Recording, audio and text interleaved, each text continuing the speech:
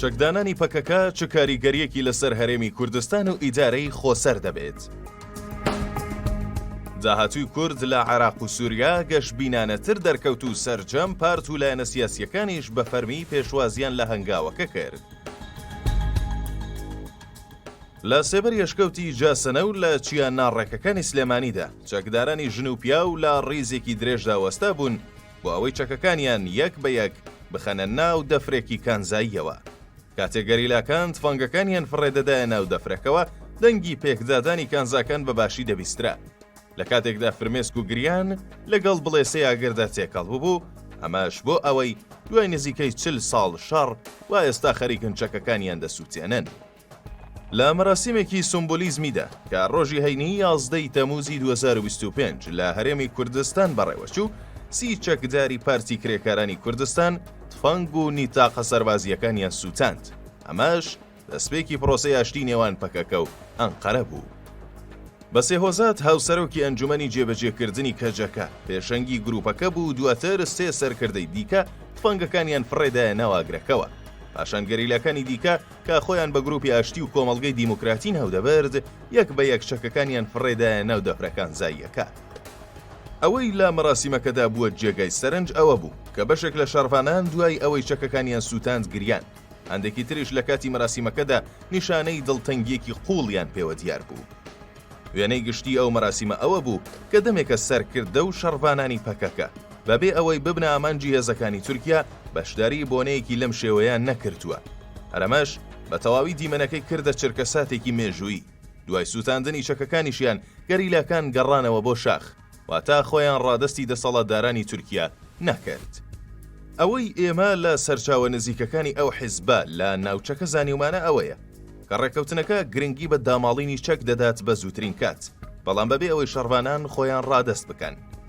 لە ماوەکانی داهاتووشدا دەمپارتی کار بۆ دابینکردنی هەلومەرجی یاسایی و ئەمنی پێویست دەکات بۆ گەڕانەوەی شەڕڤانان بۆ شارەکانیان و تێکەڵبوونەوەیان لەگەڵ کۆمەڵگەدا. پرۆسەی داماڵینی چەک تا کۆتایی ساڵی 2025 بەردەوام دەبێت. دووە بە دوای گەڕانەوەی شەڕڤانان بۆ شارەکانیان قۆناغێکی نوێی ئاشتی دەست پێ دەکات. لەوانەش پێکێنانی پارتێکی سیاسی نوێ بە نوێنەرایەتی کورد لە تورکیا. عومەر چەلیک وتەبێژی پارتی داد و گەشەپێدانی دەسەڵاتداری تورکیا لە تویتێکدا نووسیویەتی قۆناغێکی گرنگمان تێپەڕاندووە لە گەیشتن بە ئامانجی تورکیای دوور لە تیرۆر. دوای ئەوە دەبێت پرۆسەی هەڵوەشاندنەوەی پەکەکە بە هەموو لق و پێکاتەکانیەوە تەواو بێت. هەروەها دەبێت چەکەکان بسووتێنرێن و بە زووترین کات ڕادەست بکرێنەوە. چەکەکانی پەکەکە و هەرێمی کوردستان.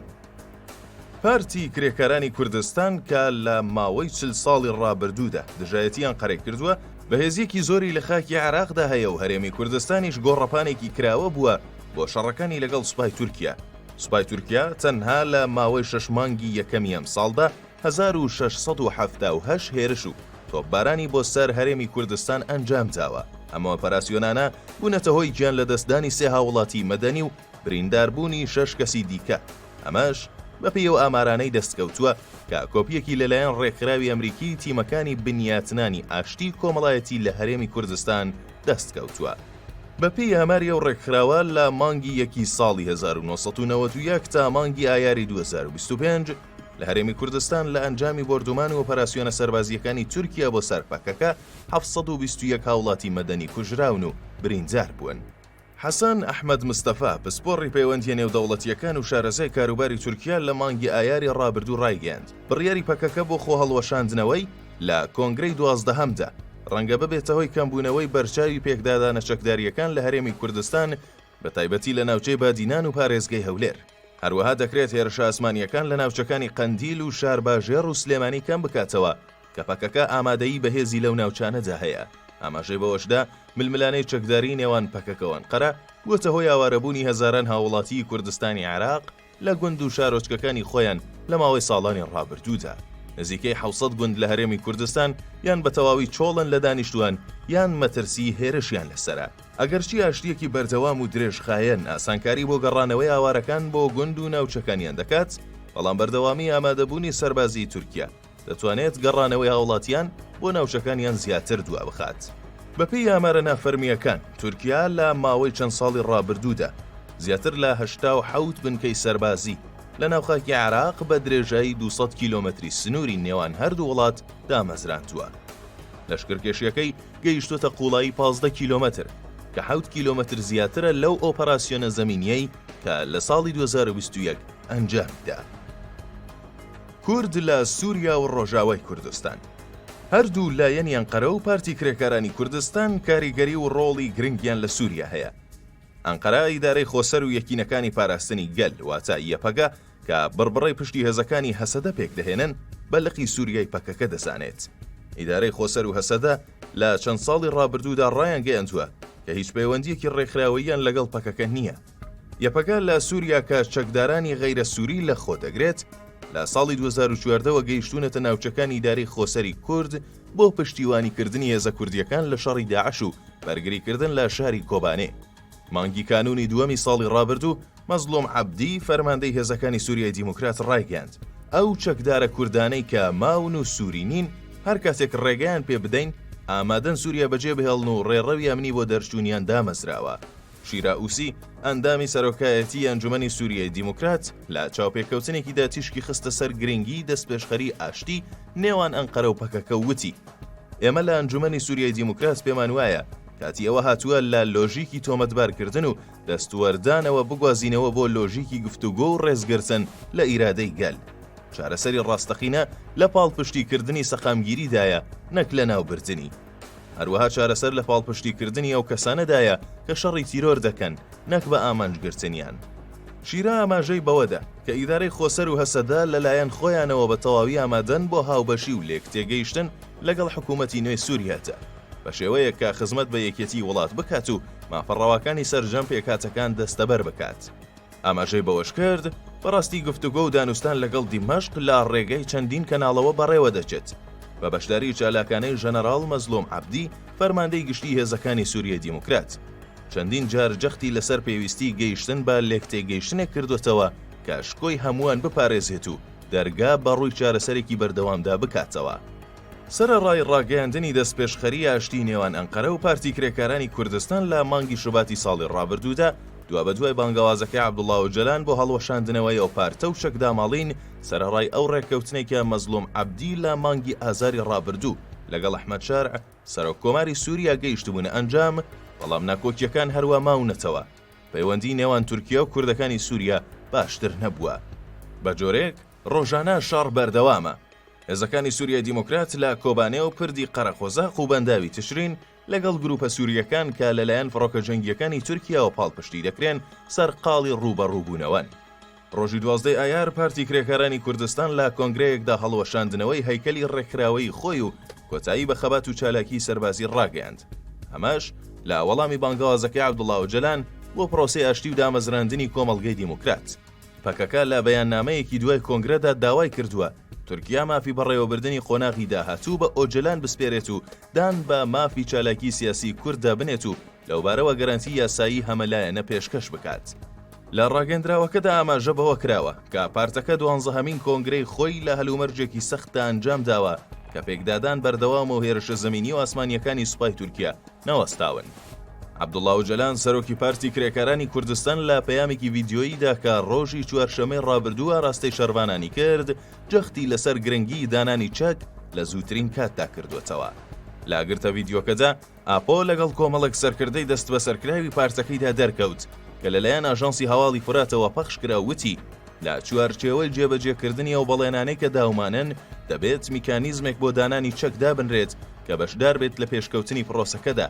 ئەمەش بە ئامانجی کۆتایی هێنان بە خەباتی چەکداری و گواستنەوە بۆ قۆناغێکی سیاسی، یاسایی و دیموکراسی.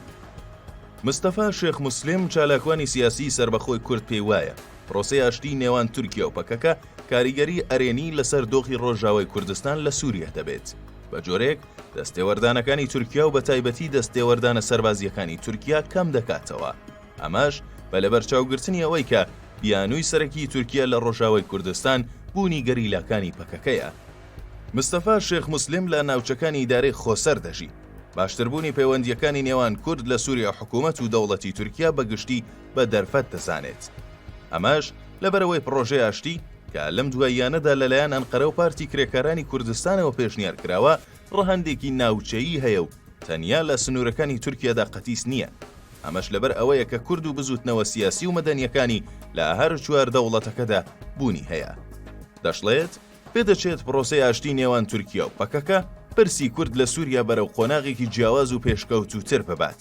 ئەمەش نزیکی دەکاتەوە لە ڕوانگەیەکی سیاسی نوێ و لە ئەنجامدا یەکلاکردنەوەی پرسی کورد لە سووریا و لە بەرچاوگرتنی ئامادەیی بەرچاوی تورکیا لە ناو سووریای نوێدا دوای ڕوخانی ڕژێمی ئەساد. لای خۆیەوە شەلال کادۆ بەرپرس لە ئەنەکەسا جەختی لەوە کردەوە کە هەنگاوەکانی پەکەکە بەرەو ئاشتی زۆرترین کاریگەری لەسەر ڕۆژاوای کوردستان و پرسی کورد لە سووریا دەبێت.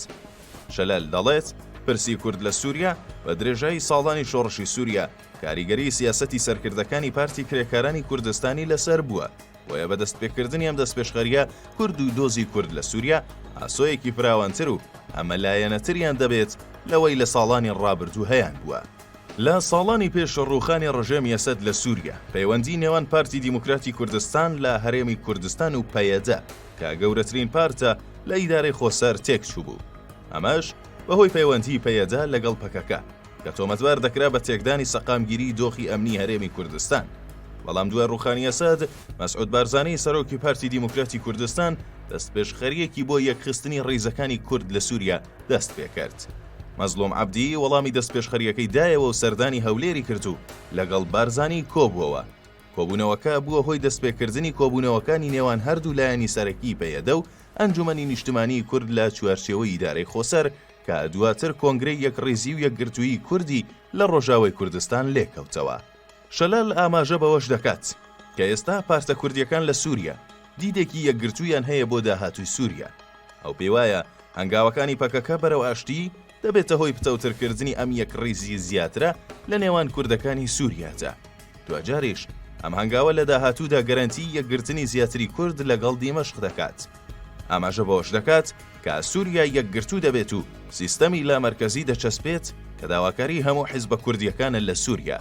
هەرچۆنێک بێت دەستپێشخەری ئاشتی کورد و تورک هەنگاوێکی گرنگە و لە ئێستاشدا کاریگەریەکەی بەقووڵی لەسەر داهاتووی ئیدارەی خۆسەر و هەرێمی کوردستان دەبینرێت. بۆیەش سەرجام پارت و ڕێکخراوە سیاسیەکان لە هەرێم و ئیدارەی خۆسەر بە فەرمی پێشوازیان لەو هەوڵانە کرد و هەڵپشتی خۆیان بۆ هەنگاوەکە ڕاگەیاند.